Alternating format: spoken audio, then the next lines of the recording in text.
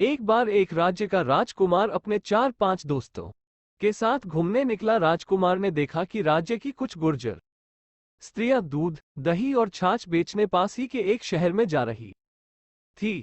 गुर्जर स्त्रियों को देखकर राजकुमार को अचानक भगवान कृष्ण की याद आ गई। राजकुमार ने सोचा, भगवान कृष्ण भी अपने समय में गोपियों के दूध, दही को लूट लिया करते थे, तो क्यों न हम भी आज ठीक वैसा ही करें और इन गुर्जर स्त्रियों के दूध दही को लूट ले और बाद में इसे तमाशा बताकर उनको उनके दूध दही का दाम चुका देंगे।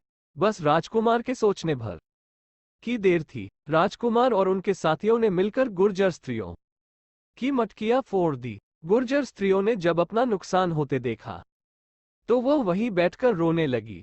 लेकिन उन सभी स्त्रियों में से एक गुर्जर स्त्री थी जिसका मटका फूट गया था, छाछ बिखर गई थी और वो बैठकर जोर जोर से हंसने रही थी। राजकुमार को उसे देख कर बड़ा आश्चर्य हुआ। राजकुमार ने जाकर गुर्जर स्त्री से पूछा, सभी स्त्रियों के साथ साथ तुम्हारा भी नुकसान हुआ है, लेकिन तुम रोने के बजाय हंस रही हो, आखिर क्या बात है? गुर्जर स्त्री ने राजकुमार की ओर देख कर मुस्कुराते हुए कहा, राजकुमार, मेरी कहानी बड़ी लंबी है, मैं छाछ गिरने का क्या शौक करूं? राजकुमार ने आश्चर्यतापूर्वक उसे अपनी बात सुनाने का आदेश दिया। गुर्जर स्त्री ने कहा, राजकुमार, मैं पास ही के राज्य में एक बहुत ही बड़े धनवान सेठ की पत्नी थी। मेरा एक बालक था। तभी सेठ जी को व्यापार में घाटा हो गया और सेठ जी को व्यापार करने के लिए विदेश जाना पड़ा।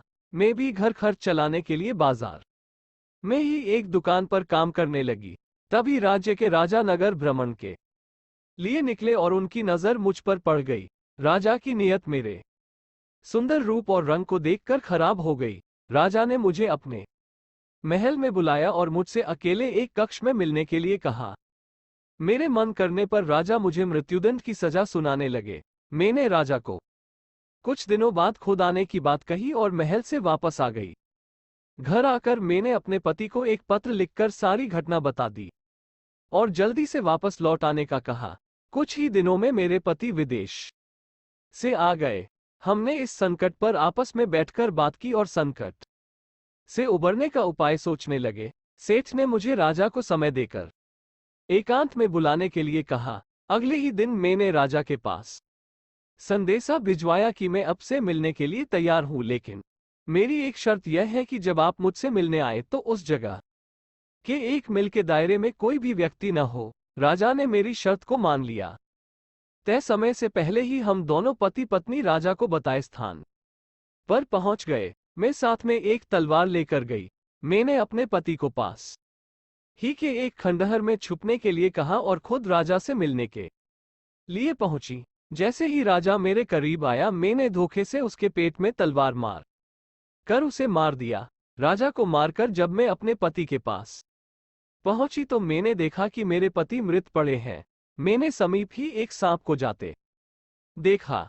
मैंने सोचा हो न हो इसी सांप ने मेरे पति को डसा है, जिससे मेरे पति की मौत हो गई है। अब मुझे ये चिंता सताने लगी थी कि राजा के सैनिक जल्द ही मुझे ढूंढ लेंगे और मुझे फांसी की सजा सुना दी जाएगी। इसी डर से मैं बिना कुछ सोचे समझे वहां से भाग निकली। इसी कश्मकश में मुझे अपने बालक का ध्यान ही नहीं रहा और मैं उसे वही छोड़ आई। मैं रात भर जंगल में भागती रही। रात में जंगल में मुझे कुछ डाकू मिल गए। डाकुओं ने मुझे पकड़ लिया और मेरे गहने और रुपयों को छीनकर मुझे वेश्यालय में बेच दिया।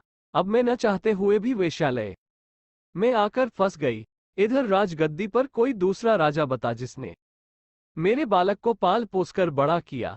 मेरा बालक वही राज्य में नौकरी करने लगा। मैं भी वेश्यालय में कुसंगत में रहकर वेश्या बन गई थी। एक दिन वो लड़का मेरे पास आया और रात भर मेरे पास रहा। रात में मुझे कुछ शंका हुई कि हो ना हो यह वही होना चाहिए।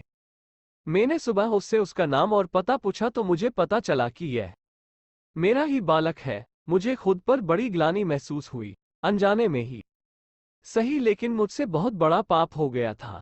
अब मुझे एहसास हुआ कि मैं क्या थी और क्या बन गई। मैंने पंडित विद्वानों से पूछा कि अगर इस तरह का पाप किसी से हो जाए तो उसे क्या करना चाहिए।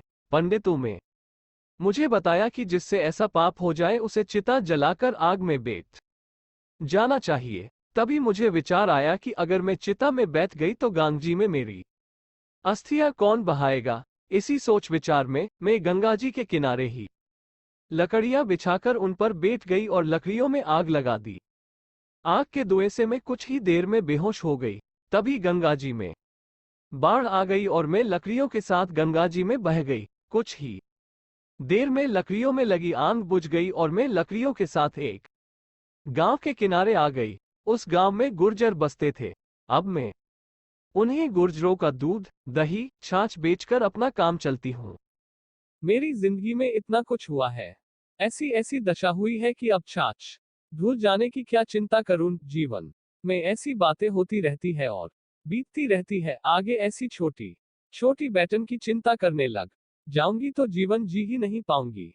राजकुमार को गुर्जरी की कहानी सुनकर आज जीवन की एक बहुत बड़ी सीख मिल गई थी। राजकुमार ने गुर्जरी को छाछ के हुए नुकसान की भरपाई की और जीवन का एक बहुत बड़ा पाठ सीख कर अपने महल आ गया। आपको वीडियो अच्छा लगा तो सब्सक्राइब, लाइक एंड शेयर जरूर करें। एक वीडियो बनने में बहुत मेहनत लगता है।